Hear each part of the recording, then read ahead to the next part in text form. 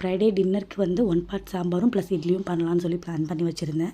இந்த சாம்பார் ரொம்ப ரொம்ப சிம்பிளாக செஞ்சிடலாம். கொஞ்சமாக துவரம்பருப்பு, கொஞ்சம் சிறுபருப்பு, வெங்காயம், தக்காளி, அதுக்கப்புறமா சீரகம், மஞ்சள் தூள், சாம்பார் பொடி, அப்படி இல்லைன்னா குழம்பு மிளகாய் பொடி, அப்புறம் பெருங்காய பொடி இதெல்லாம் போட்டுட்டு கத்திரிக்காய் கொஞ்சமாக போட்டுடலாம். வேணும்னா உருளைக்கிழங்கு, கேரட் கூட ஆட் பண்ணிக்கலாம்.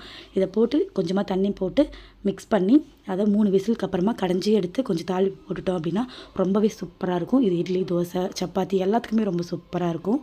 ரீசெண்டாக நான் ஒரு வீடியோ போட்டிருந்தேன்.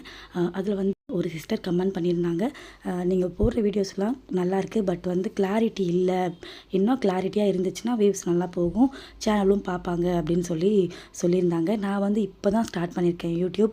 என்கிட்ட இருக்க மொபைலில் தான் நான் வந்து ஷூட் பண்ணி எடிட் பண்ணி போட்டுட்ருக்கேன். ஃப்யூச்சரில் வந்து பார்ப்போம் எப்படி அப்படின்னு சொல்லி. எடுத்த உடனே எல்லாராலையும் எல்லாத்தையும் பண்ணிட முடியாது.